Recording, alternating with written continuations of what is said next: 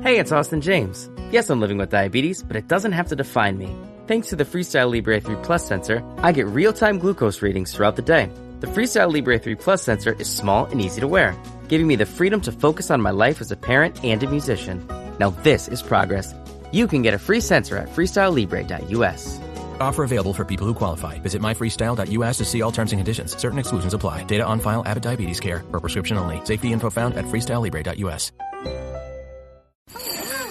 This year, Santa's bringing the power of Energizer into his workshop. Whoa, the Energizer Bunny's got so much power. Wait, he's powered up all the toys. I think that means we're done for the year. I love this bunny. He's the hardest working helper the North Pole has ever seen. And he wants all your gifts to have the power of the #1 longest lasting AA battery. So this holiday season, stock up on Santa's and the elves' favorite battery, Energizer Ultimate Lithium. Being a marketer's no sweat. You just have to manage dozens of channels, launch hundreds of campaigns, score thousands of leads, and okay, fine, it's a lot of sweat. Unless you have HubSpot's AI-powered marketing tools to help you do all that and more. Get started at HubSpot.com/marketers.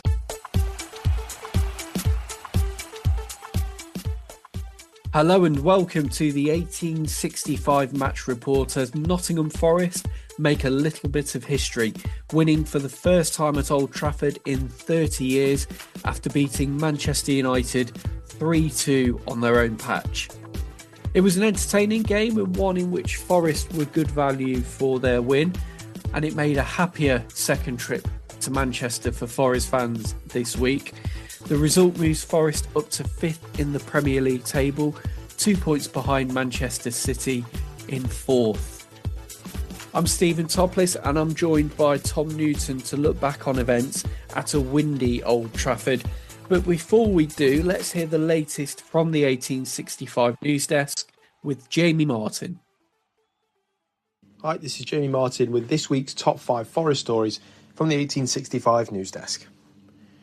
Now, the top story this week, Evangelos Marinakis' pursuit of Brazilian side crucial to luring Edu to Sporting Group. Reports this week from various outlets have revealed that Nottingham Forest owner Evangelos Marinakis has been crucial to the pursuit of former Arsenal sporting director Edu, with the Greek tycoon's desire to purchase Vasco da Gama. Playing in the Brazilian Serie A, Vasco da Gama are one of the most renowned teams not only in Sao Paulo in Brazil, but the South American continent, producing some memorable names in the sport, including ex-Liverpool ace Felipe Coutinho. No deal has been made as of yet, but Evangelos Marinakis is pushing to make it happen at a very quick rate. Expect more updates in the new year. Edo Gaspar wants a large span of control in his new role, and with Mr. Marinakis potentially being able to offer him that, and he wants to add him to his network. It's a massive positive and a big reason for Edu to reportedly decide to join. It's definitely a huge part in any consideration that he'll have. The second piece of news this week, Forest have achieved the highest stadium attendance since 1987. Forest are back to big attendances at the City Ground and have finally regularly started to surpass the 30,000 rate. After the weekend's game against Ipswich, it was shared by the club that Forest had achieved their highest attendance since the late 80s, almost 40 years, with an attendance of 30,237. A huge attendance for an incredibly important win against a side who were on a decent run of form in Ipswich. Forest now sit 6th in the Premier League at the time of recording. Luton in the FA Cup third round awaits now, following a draw. Well, this week's clubs learned of their next opponents in the FA Cup, this time the third round, with Nottingham Forest lined up to face Luton Town. The two last faced last season as they drew 1-1 at Kenilworth Road. Late substitutions left Forest stagnant and Luton capitalised. The two will now face each other once more, but from very different positions. Luton lower in the Championship and Forest higher up in the Premier League as it stands. The Reds will face the Hatters on January 11th by Trentside in a 3pm kickoff. Now, the fourth piece of news this week, Home for Christmas initiative has been launched by Forest. In another piece of excellent work in the community, Nottingham Forest have launched a new campaign, Home for Christmas. The new initiative, to quote, spearheaded by Forest owner Evangelos Marinakis, looks to establish numerous events involving the wider community in Nottingham, bringing together all stakeholders of the club. Mr. Marinakis met, for example, Warriors United, a football team made up of children with Down syndrome, handing them Christmas gifts and wishing them well for the festive season. Multiple events will take place at the City Ground and beyond, hosted by Forest, with all ages and groups being catered for with the events. Now, the final piece of news this week, and quite amazing news to end the week on, Forest ladies have heavy scoring win in the WFA Cup. Also this week, a huge victory for the massively informed Nottingham Forest women's team as they smashed their opponents 19-0. Yes, 19-0 in the Women's FA Cup. Now, it was the second round of the Women's FA Cup. Forest faced Long Itchington, winning by 19 goals to nil. Certainly the best result for quite some time. Now, we'd usually name all of the scorers, but, well, 19 goals. An incredible result for the women's team, who progressed to the next round and continue to impress. We wish them all the best for this season and look forward to talking more about their successes. Now, that is the latest, though, from the 1865 News Desk. I'm Jamie Martin. Be sure to catch up with me on Twitter, or X as it is now known, via @I'm Jamie Martin. Updates on Nottingham Forest related news and chat throughout the week. Take care. Speak to you soon. Thanks, Jamie. And before we go into our match report, all of us at 1865 send our best wishes to Michael Antonio following his road traffic accident this weekend. Michael was a popular figure in his time at Forest, and we hope to see him back on the field as soon as possible. Now, onto our match report, and despite the stormy weather, Tom Newton was in attendance at Old Trafford to see Forest record a fantastic victory. How was it, Tom? Brilliant. Bit windy walking to Old Trafford, but away days like that, very similar to the one at Anfield earlier in the season. Absolutely brilliant, and was brilliant for the 3 points yesterday. And we'll start with the team news. So Nuno made 3 changes from the defeat at Man City. Nico Williams came in for Alex Moreno, who dropped out. Looks like he picked up a knock. Elliot Anderson came in for Nicholas Dominguez in the midfield, and Callum Hudson-Odoi came in for Anthony Alanga, who dropped to the bench against his former club, which meant that we lined up with Matt Sells in goal, a back four of Williams, Murillo, Nikola Milenković and Ola Aina. In the base of the midfield, Ryan Yates and Elliot Anderson. Ahead of them, Callum Hudson-Odoi, Morgan Gibbs-White and Jota Silva, with Chris Wood up front leading the line. And I think, Tom, Forest did need to make a couple of tweaks after the City performance. Do you agree? And do you think that was the right call from Nuno? Yeah, it was. Wednesday's game against Man City was a tough game because obviously for the majority of the game you're chasing Man City around for 90 minutes. So it's all about utilising your squad at the moment, and you knew there was going to be changes. And yeah, I wasn't surprised Dominguez was, I wouldn't say dropped, but obviously started the game from the subs bench, and obviously Anderson started and Nico Williams, he started at the expense of Alex Moreno. And then obviously Alanga went to the bench, and then obviously Callum Hudson-Odoi, which he didn't come on, did he, against City, so he would have been fresh. So yeah, it's all about utilising your squad, because obviously travelling up to Manchester, then coming back to Nottingham late Wednesday night, probably early hours of Thursday morning, then obviously you haven't got much prep time, then obviously you've got to go back to Manchester, which I presume Forest would have travelled up Friday evening. So yeah, logistically it's probably a bit of a nightmare for Nuno and his staff, but we got there, didn't we, in terms of getting 3 points yesterday.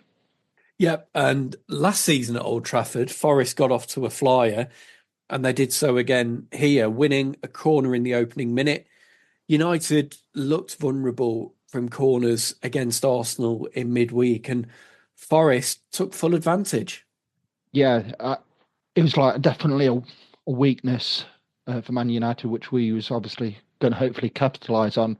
And they were pretty awful, weren't they, against Arsenal? When we watched the highlights after the Man City game. So as soon as got that corner, it was kind of like Milenković went up, and then you look at like De Ligt in there and Martinez, and Martinez isn't, for a centre half, he's not the biggest, is he? And yeah, it's a brilliant delivery by Elliot Anderson, and Milenković has basically pinned the two centre halves, hasn't he? I think Martinez was meant to be the blocker and De Ligt trying to get first contact, but Milenković got there first, and it's an absolute bullet header, isn't it, past Onana, who's literally got no chance. And it was a great start. But I don't want to sound negative, but we was here last year, wasn't we, when Awani and Bolly scored after 4 minutes? So it's kind of like, obviously it celebrated the goal, but it's kind of like there's a long way to go, especially at Old Trafford. Definitely, and it was 91 seconds on the clock when Milenkovic's header hit the back of the net. His first goal for Forest, but like you say, there was a long way to go, and hopefully Forest could build on it. United had to respond, and they did for a period. They were on top as Forest did retreat somewhat, and it was 18 minutes when United equalised, and it was a move which saw Garnacho in the box with an effort that Sells saved, but the ball dropped on the rebound to Rasmus Højlund. He tapped in. Was there anything Forest could have done better there, Tom, or was that just a good move from Man United? It was a bit of both, really. I tweeted halfway through the first half that it was a bit of an half-arse press from Forest. It's kind of like they tried to press, but they didn't. And no, I thought he had a good game yesterday, so I'm not criticising him really. But I think Elliot Anderson fell into Fernandez's trap. He tried to. Fernandez has enticed Elliot Anderson onto him, and obviously Fernandez was fully in control of the situation, and he just like popped it off to Ugarte, and obviously just we vacated a gaping hole in the midfield, and we got punished for it. Ugarte played it in for Garnacho, and it's initially a good save from Sells, wasn't it? But then Højlund's not going to miss that and taps it in from 6 or 7 yards, and I think. After the goal, what we scored, I thought it was like United were like bossing it in the midfield, and as the first half went on, which I just thought we needed half time. And being inside the ground, you see a completely different game to watching it on telly, because I've rewatched the game this morning, and it wasn't as bad as I thought in the ground. I thought we need half time here to actually reorganise and obviously stop them from playing, which obviously we'll get to the second half in a minute. But yeah, I thought when Man U scored, I thought they were on top from that point up until half time. Forest, though, did respond after the United equaliser, and it was Jota Silva who went closest, having took an elbow in the face with Matthijs de Ligt a few minutes earlier. So looks like he was sporting some kind of red lipstick for the rest of the first half. But it was Anderson's free kick, headed back into the middle, and Jota Silva sent a header towards the top corner. He generated plenty of power on it to beat Andre Onana, but the ball came back off the crossbar and went to safety. A bit unlucky there. It was a great effort.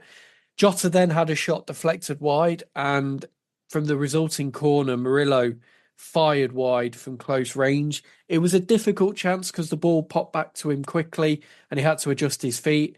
And right-footed, he sent it just the wrong side of the post. I think had it been on target, it would have been a goal. And then just a few minutes before half-time, Milenković was called up for a foul on Højlund. I thought it was a bit soft. I think United got a couple of these in the first half. But Bruno Fernandes had a free kick, which took a slight deflection on the way through, but it was a great save from Matt Sells, and he tipped it onto the bar. And Forest got out with 1-1 at half-time, which I think on the balance of play was fair. And I was a little bit worried the way that first half was going at times, that United would have scored and perhaps made it 2 or 3-1 themselves. Would you agree, Tom? Yeah, like I said a second ago, we needed half time just to reorganise and reevaluate what we were doing as a team in a defensive sense. I think we needed. What was happening is that we was pressing, but not with like as much intensity. So you kind of like in a bit no man's land. And when they were like had Fernandes, which we'll go on about him in a minute, because for the whinging shit bag he is, he's a brilliant player. And yeah, when he was like knitting things together, I think we needed half time, galvanise ourselves a bit and just like what are we actually doing here? Are we actually pressing as a team, or are we going to drop off and obviously have like two banks of players and ask Man U, it's your job to break us down, you're the home team. So yeah, half time come, and we was different for it, wasn't we, in the second half, which we'll soon go on about. The 1865 Match Report. Hi, it's Rich here, and thanks, as always, for listening to 1865, the Nottingham Forest podcast. You may have heard that Billy Davies is going to be doing a gig. Yes, he is coming to the Albert Hall in Nottingham in February to talk about his time at Nottingham Forest, and he will be joined by a few familiar faces such as Wes Morgan, Lee Camp and Terry the Kitman. Well, I just want to let you know that we are soon going to have an exclusive giveaway and more details relating to this event. So keep tuned in to 1865, the Nottingham Forest podcast. With Uber Reserve, good things come to those who plan ahead. Family vacay? Reserve your ride as soon as you book your flights. To all the planners, now you can reserve your Uber ride up to 90 days in advance. See Uber app for details. You're listening to 1865, the Nottingham Forest podcast. Forest got off again to a flying start in the second half, much like the first.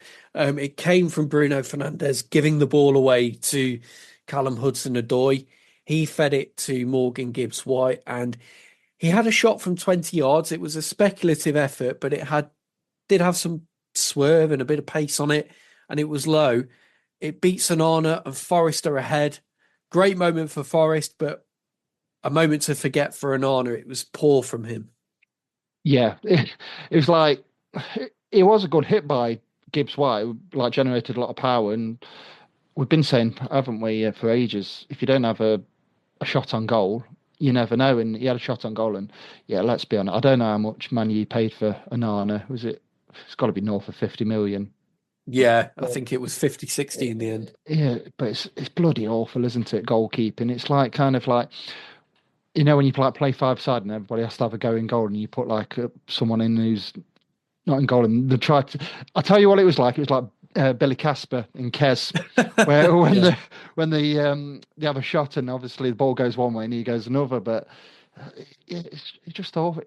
I mean, he has made some brilliant saves, and he is a decent goalkeeper in there, but some of the stuff what he does, it's really unorthodox, isn't it? And look at the goalkeepers what Man U have had over the years with Peter Schmeichel, Edwin van der Sar, David De Gea, a player of that calibre and at that club. You got to be saving that, but who cares at the end of the day? Because it meant we went into a 2-1 lead, and yeah, I think we come out at the second half, our guns blazing, a lot more intensity, a lot more aggressive in the press and everything, and with a bit of pressure, made them make the mistake, and yeah, 2-1, yeah, absolutely brilliant. And that we would probably say a bit more in a bit, but that away end is absolutely bouncing yesterday. I don't know, because it was like the later kickoff, and obviously people can get to Manchester, have a few drinks and everything, and obviously jumping around trying to like keep warm, because obviously it was freezing at Man U yesterday with that storm swirling around Old Trafford. But yeah, the fans yesterday were absolutely brilliant, and yeah, it was a great day yesterday. Yeah, it was really coming through on the TV coverage as well, actually, because I was watching at home and it was real noise from the Forest fans. United fans were quiet apart from when they scored, and yeah, you could hear the Forest chants one after another reverberating around Old Trafford, which was great to hear. Yeah, we went through our back catalogue yesterday with all the songs what were coming out, and obviously the Chris Wood song, Nuno song, Murillo and everything. Yeah, we've got a decent back catalogue of songs at the moment, and yeah, it's just brilliant to be part of, and thankfully I'm one of the lucky ones who is guaranteed a ticket for the away games. But yeah, we've waited a long time for these kind of days, haven't we? I mean, it's been a long time since we were at Anfield, and obviously 30 years since we won yesterday, kind of thing. So, and then if you look at like what 10, 15 years ago, before the like ramshackle grounds we used to go to in like the Championship and League One, yeah, these away days we've waited a long time for, and I think we deserve them as a fan base. Yeah, you've got to save them, haven't you? Definitely. And just a final word on the goal, because I'm sometimes critical of Forest not having shots from distance enough. I mean, we seem to concede plenty since we got back into the Premier League, but that goal there is a reward for just having a go. Sometimes from outside the box, you never know what will happen. It might fly in, the keeper might make a mistake, and you've got to try your luck sometimes. Yeah, definitely. I mean, Gibbs-White, he has got a shot on him, hasn't he? If you remember in the goal against Blackpool last year, where he's like put it in top bin, hasn't he? And he had a shot last week against Ipswich and it was a bit of a power bomb shot, wasn't it? Straight at Milenković. But yeah, like he says, if you don't buy a ticket, you don't win the raffle. And Gibbs-White did that yesterday and it's gone in. And after the goal, Forest carried on pressing and creating chances and putting pressure on United. Aina got down the right, crossed low, and the ball came to Chris Wood at the back post. He steered his effort just wide of the post. And then Forest, with more pressure on, had a cross from the right-hand side put in by Morgan Gibbs-White. It was headed away. Elliot Anderson did well on the edge of the box to win the 50-50 and feed Gibbs-White again out wide. This time he put a deeper cross in to the back post. Wood was there and he steered a header across goal out of reach of the United defenders in off the far post to make it 3-1 to Forest. And in doing so, Chris Wood made a bit of history himself because he is now Forest's all-time leading Premier League goal scorer. And Forest 3-1 up at Old Trafford, Tom. Yeah, brilliant day for him yesterday because obviously it was his 33rd birthday, I believe. So then obviously he's gone ahead of Brian Roy in the all-time Premier League goal scorers list for us. So yeah, he's... I mean, he had a bit of a tough start, didn't he, to his Forest career, but I think everybody will agree. We absolutely love Chris Wood and he's brilliant. Just like, when like Gibbs-White says he's the best striker he's ever played with, he just knows where he's going to be and he just peels off the back of, Lenny Yoro? And yeah. And it's a brilliant header across goal, but what Martinez and De Ligt and Onana do, we don't know. But again, it's not our problem, is it? It's gone in, and yeah, and it's a really good ball by Gibbs-White because obviously he's had two bites of the cherry. The first one obviously wasn't on the money. Then obviously Elliot Anderson wanted the ball more than United player, and obviously he's put another ball in. And yeah, it's a brilliant header by Chris Wood. And yeah, I thought Chris Wood, he played really well yesterday, and he does a lot defensively. I watched the game again on Sky this morning, and he just is. His overall intelligence without having the ball. There was a couple of times where the player, I think Hudson-Odoi was in a different area of the pitch, and he was like thinking, well, he's there, so I'm going to go to the left midfield position and obviously stop United from coming forward. And then he always dropping in. If you see a couple of occasions yesterday, he's on the edge of the box, and sometimes he followed Bruno Fernandes for a few of the United moves. And yeah, he's a really humble, intelligent footballer, and yeah, he's just been brilliant, hasn't he, over the last season and a bit. He has, yeah, and long may that continue. United responded and made a change. Rashford came on for Alejandro Garnacho. And then 61 minutes, United got one back. Bruno Fernandes with a swiveled shot from the edge of the area after being laid off by Amad Diallo, showing his quality and his class with that finish. And at that point, I did start to worry that it was a bit of here we go again and United would find a way back. But Forest responded, Nuno responded with a change of his own to bring on Morato for Jota Silva and go to that three at the back, which I think was the right move, wasn't it, Tom, just to try and stiffen up the Forest defence? Yeah, I mean, you could see what was happening. He brought Morato on, and Morato's been, without starting, he's been brilliant, hasn't he? I think it was the only... I don't think he's... I'm trying to think how many games he's had now, but yeah, his record for Forest is when he's come on, we've conceded very little, if any, and yeah, it just stiffens everything up. And obviously, Murillo, Milenković, and himself, yeah, they just solidify things, don't they? And you could see what Nuno was trying to do yesterday. He was kind of like, right, we're happy with what we've got. We're going to take Chris Wood off, and then obviously with Dominguez, he's just his overall pressing. To stop them from playing, and it did work, kind of thing. And then obviously you had Yates in there and Anderson, and they were like workhorses yesterday. They'd really dug in and put in a really good shift. There's a couple of occasions where Yates was a bit hesitant with the ball. There was one in the first half where Gibbs-White's played him the ball and he's looking for a pass, and then he just gets, I think it was Fernandes or someone just nips in, and you think you can't have that much time in the Premier League. But as the game went on, Yates got gradually better. He started doing things what Ryan Yates is good at, like just breaking up the play and just getting in the faces a bit more. And then obviously later on he brought Taro on, and Alanga But I think what played into our hands yesterday, Marcus Rashford has been criticised, hasn't he? Recently, did he go to New York or LA or somewhere like that?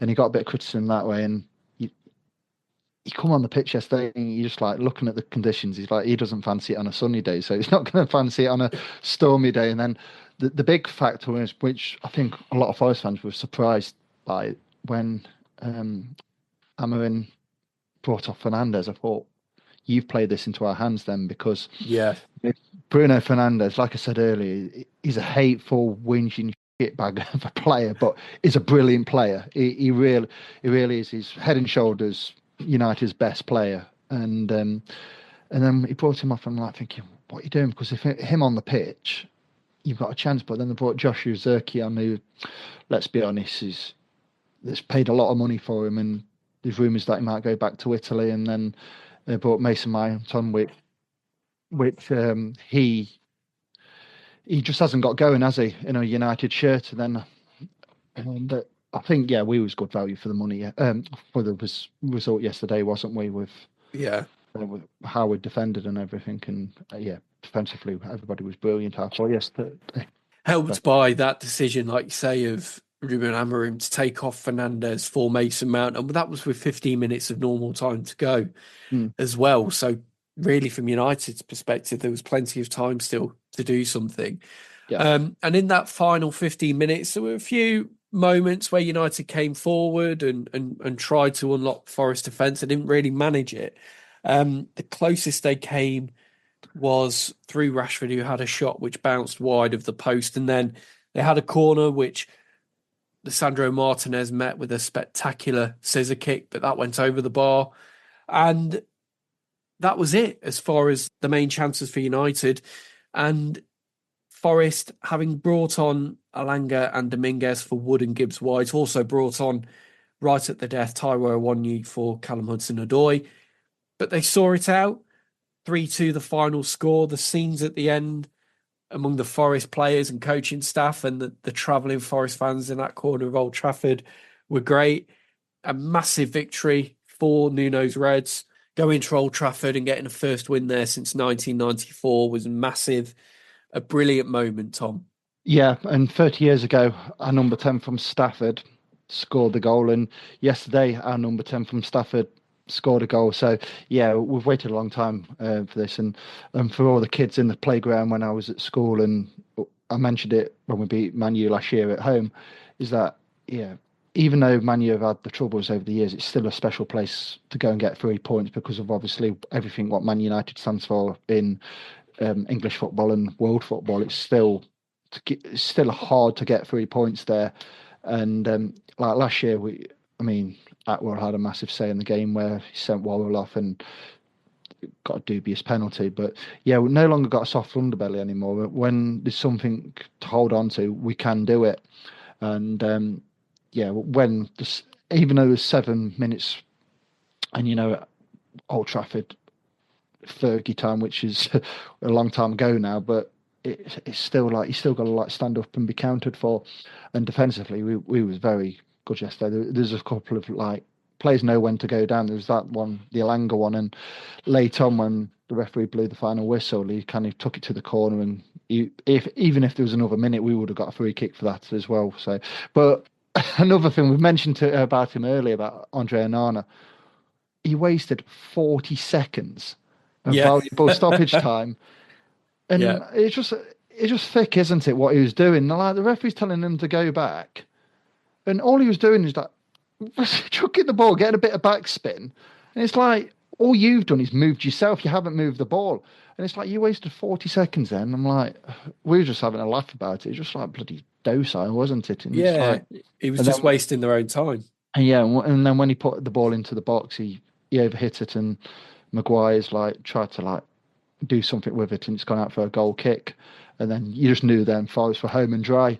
But there was one I'm glad as well, just on that, I'm glad the referee stuck to his guns there as well, and made sure that Onana was not gaining all those yards, because there would have been some referees who'd have just turned their back and just took the easy option, allowed the game to go on.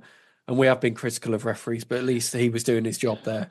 Yeah, there's quite a few things what you see when you go to matches is that free kicks are not, well, from like offsides and things like that, are not put in the right area. So you've hit the nail on the head with the referee actually abiding to the rules. And then it's like sometimes there's long throws what come in, and the amount of times like players a foul throw because the foot's gone over the line and everything, and that doesn't get seen or a lot of the time. But yeah, fair play to the referee, because I thought in the first half they were getting a lot of soft free kicks. There's a couple where on the edge of the box kind of thing, and they went down a bit easily, and I thought, the referee's giving them a lot here. But yeah, thankfully, he basically said to Onana, well, it's your own time you're wasting, and fair dues, he like punished him for it by telling him to put it on the right spot and everything, and then he just spanned it out. Didn't he know enough? But yeah, yesterday it was brilliant, and Forest, you just knew they were home and dry after that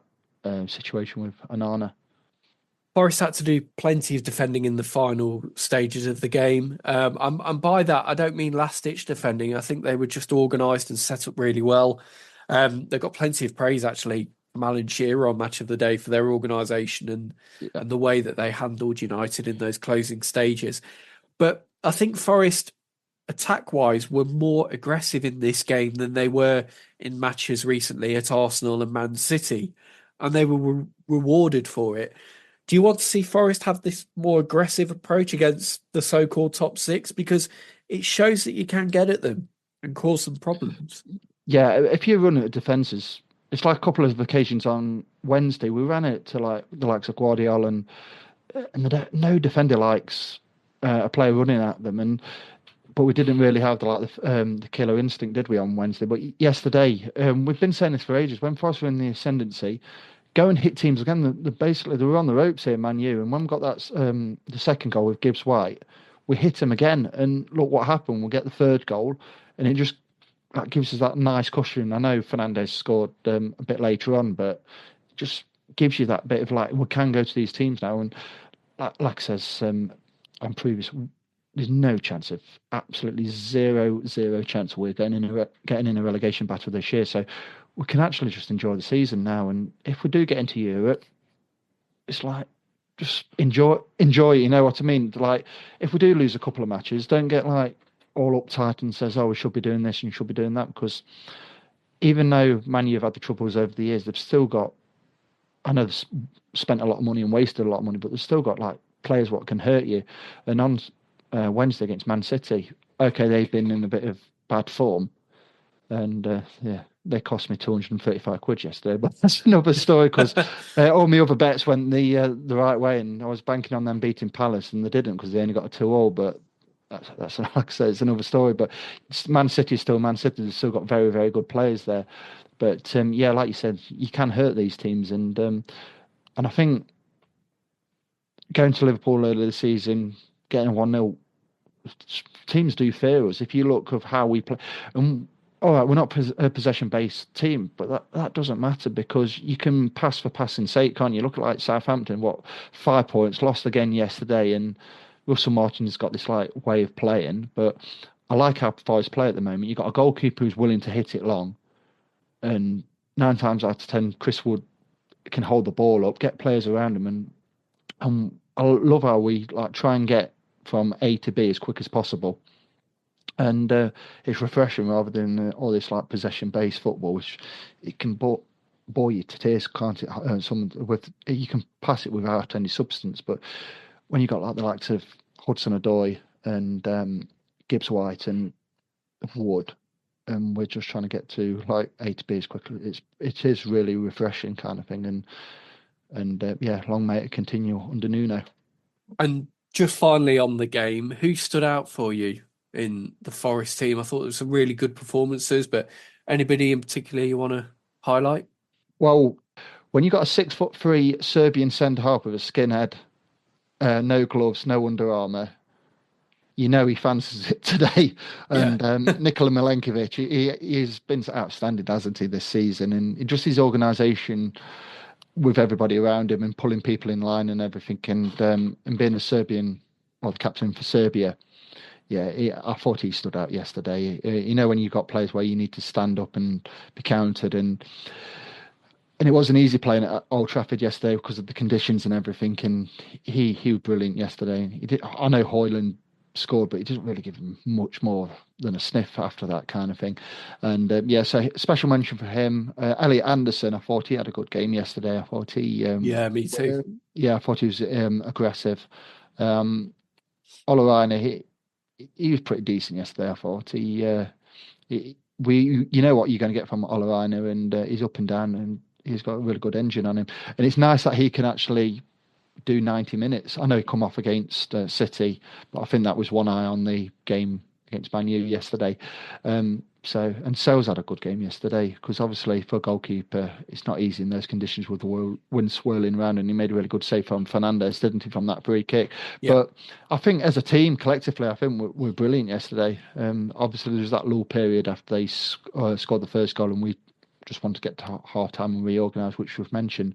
But everybody knows what the job is now, and that's really refreshing. And Forest know how to see out games now, so and that's good, because that's needed in the Premier League. If you're winning a game or whatever, you know what your job is, and we'll look so much organised, and we'll look obviously better for it in our position in the league. Obviously backs that up as well. And Forest are back in action on Saturday, another 5:30 kickoff, this time at home to Aston Villa. We will have our match report for you after that game, but we will leave it there. Thanks, Tom, and thank you, listener, for joining us. Friday 5 will also return this week. We didn't have it this week just gone because of the Man City match report, but Friday 5 will be back in your feeds later this week, and then we will have our match report after the Aston Villa game. So thanks again for listening, and we'll see you soon.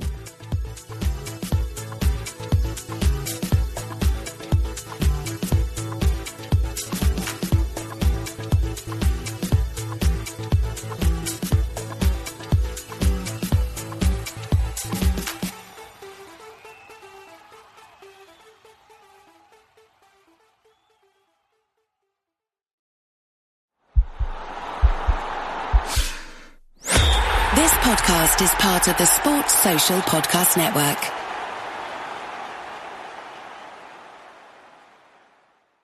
Breaking news, and this one is almost unbelievable. Yeah, it's all about new customers at Bet365, because they get $150 in bonus bets when they bet $5. And even better, bonus bets can be used on the spread, totals, and player props. There you have it. Bet $5 to get $150 in bonus bets. And see why. It's never ordinary at Bet365. Gambling problem? Call 1-800-GAMBLER. 21 plus only. Must be physically located in Virginia. Terms and conditions apply.